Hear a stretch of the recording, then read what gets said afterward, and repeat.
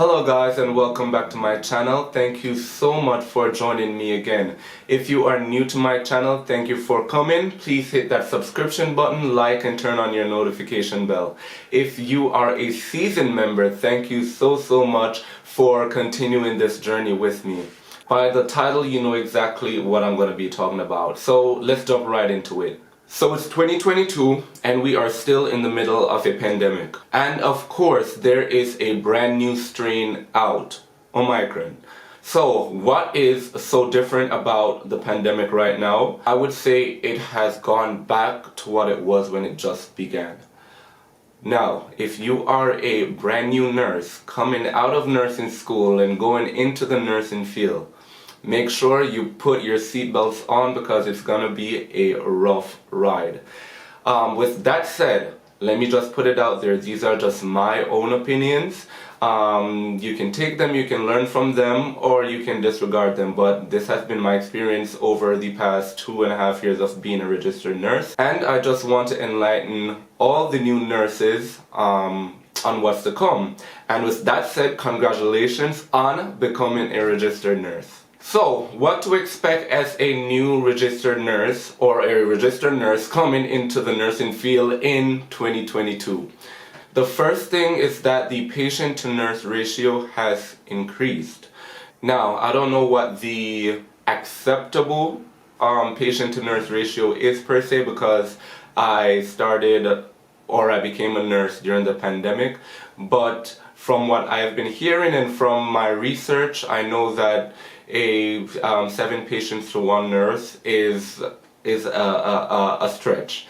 So you can definitely expect that, and it is not going to be easy, to be honest, because remember, you are caring for each patient individually.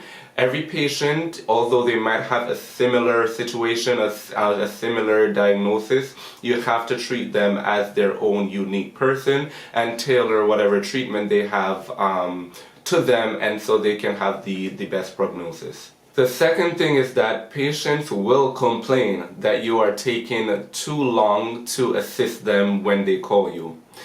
Now, with that said, please do not take it personal. Again, we are in the middle of a pandemic, and if you have an increased patient to nurse ratio, then of course your time with treatment is going to be longer. The time you take to go and assist another patient is going to be longer. I've been in instances where patients told me, what took you so long? Or it has been an hour. I mean, sometimes they over exaggerate.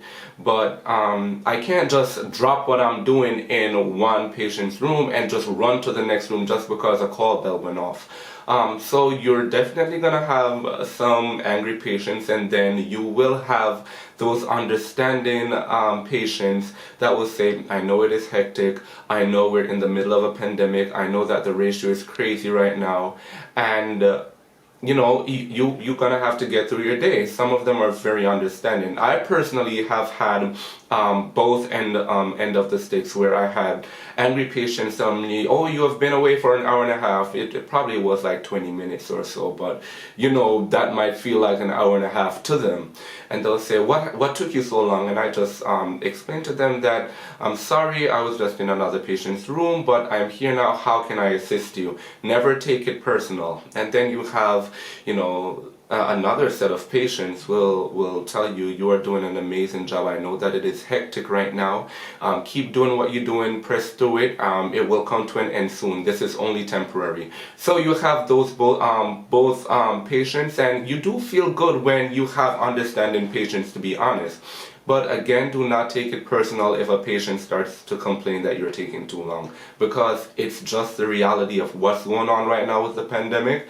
And to be honest, you're only one person and you can only be in one place at one time. So cut yourself some break. The third thing is that you have a rapid patient turnover.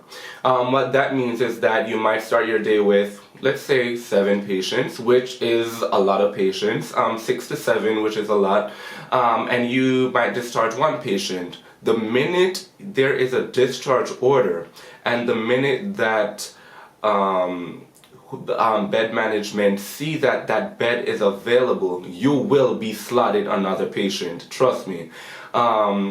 Again, you might be lucky depending on the unit that you are on, because not every patient can go just to any random units. You might have COVID positive patients, you might have surgical patients, you might have medical patients with COVID and then medical patients without COVID. So it does depend. So your best luck is that you're not getting a patient, or the bed that is available is not for the patient who is being admitted.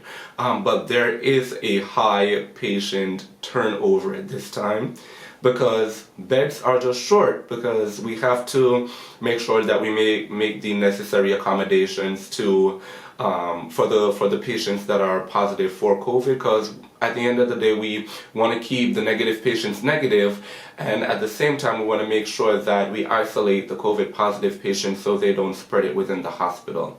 So that's something you just can't get away from. But at this time, the turnover, yeah, it's crazy. But again, you have to persevere. This is only temporary. The fourth thing is that you are, as a registered nurse, you are entitled to a break. Again, you are entitled to a break. But if you are a person like me who wants to stay on task, you want to leave on time, then sometimes you might say, you know what, let me just grab a quick bite and continue with my task.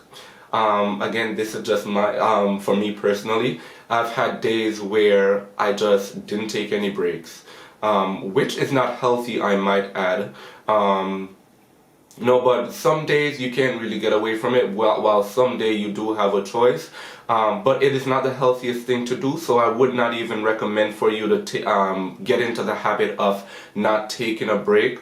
Or if it's the case where it is so busy, what I usually do, I usually have a bottle of small water, I have a granola bar, and I have some cookies all the time in my pocket, and some candy, because you will pass out on the floor if you are running back and forth attending to patients. And you always got to keep in mind that if you are not well and if you're not attending to yourself, you can't attend to your patients.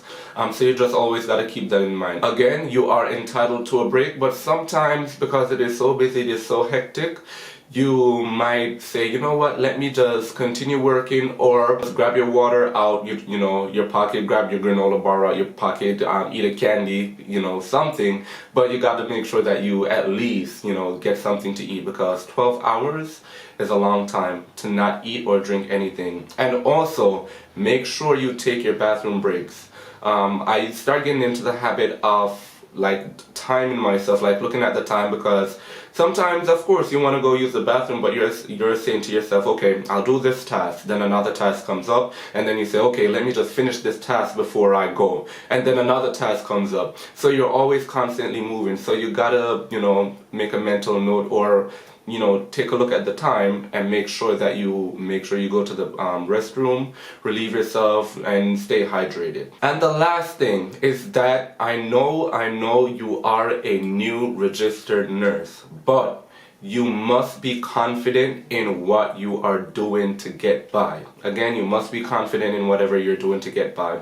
I know you might not know everything, or you will not know everything, but you went through nursing school, 4 years, 2.5 years, however long. You know this. You sat and you passed your NCLEX. You know exactly what's going on. You might not know all the steps that you need to solve a problem, or you might not know the exact way how to go about all situations, but you know exactly what you are doing. You know how to identify a patient if they're not looking well.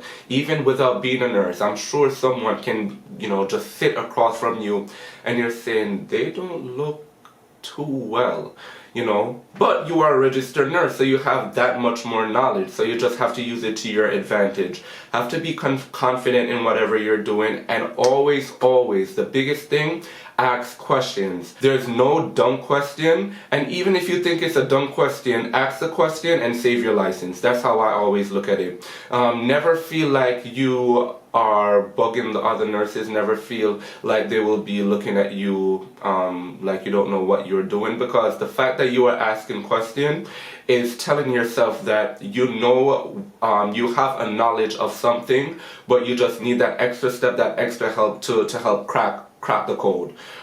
So never look at yourself as asking any dumb or any stupid question.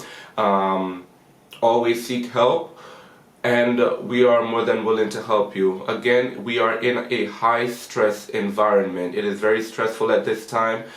Sometimes nurses may take longer to come to you, attend to a need, but it is your license at the end of the day. Be persistent. If I have an issue at work, or I am not sure about something, always ask someone else.